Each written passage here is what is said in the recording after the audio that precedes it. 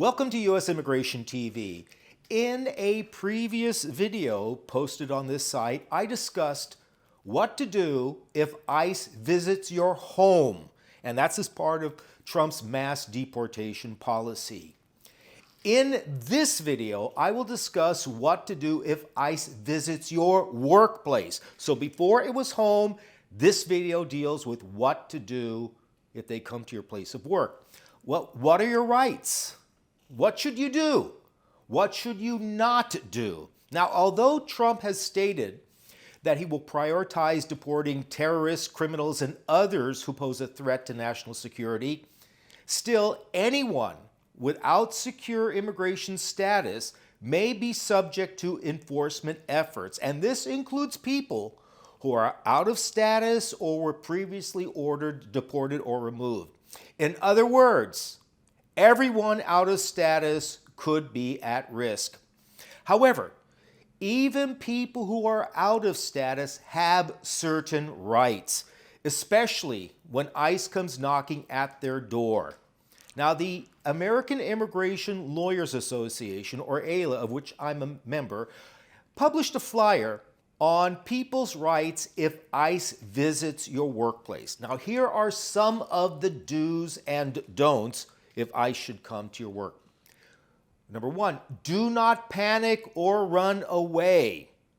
Bawal. If you are afraid and feel like you want to leave, you should just calmly walk out. But if you are stopped by ICE, you can ask if you're free to leave. If the officer says no, don't try to run away.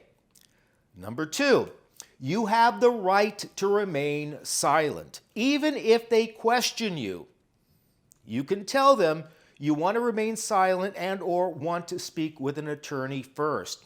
If they ask you, for example, where you were born or how you entered the U.S., you have the right to refuse to answer that question. In other words, you may refuse to answer questions designed to get you to admit alienage, like you're not from the U.S. or you're out of status or you're not a U.S. citizen.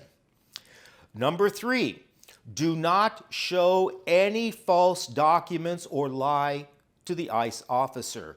And especially never claim to be a U.S. citizen to try to get out of any encounter with ICE during any of these raids. The reason for that is false claims to U.S. citizenship, especially to a government official, is one of the worst immigration violations imaginable, for which there is no waiver possible. This means even if you are married to a U.S. citizen or you have, let's say, a 21-year-old U.S. citizen child, you would be blacklisted or banned for life for falsely claiming to be a U.S. citizen. Next, you have the right to speak to a lawyer.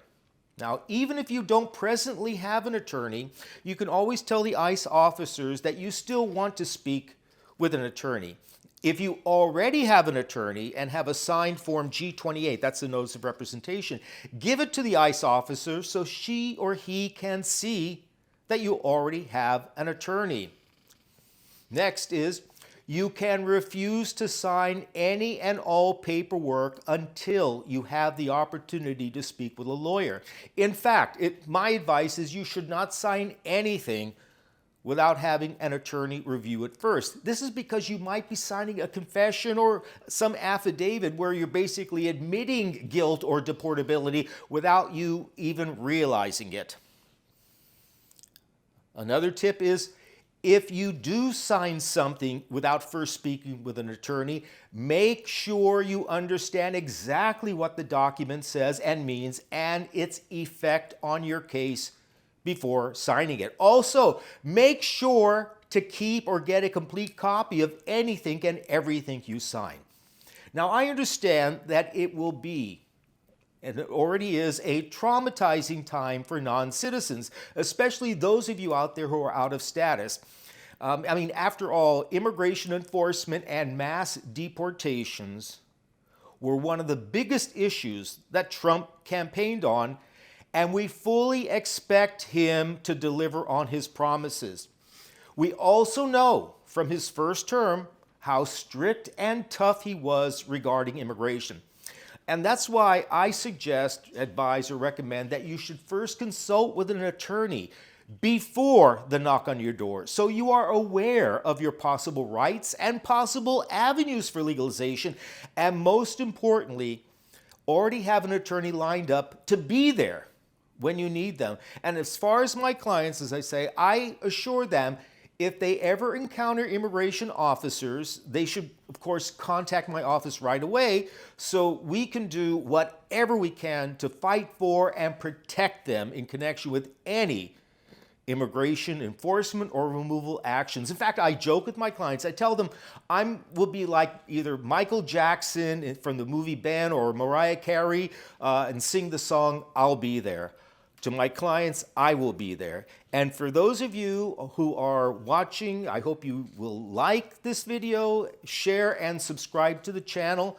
So I will be there to provide you with further information and developments in immigration, especially during Trump's time and this mass deportations and strict immigration enforcements. I'm Michael Gurfinkel, and thank you for watching U.S. Immigration TV.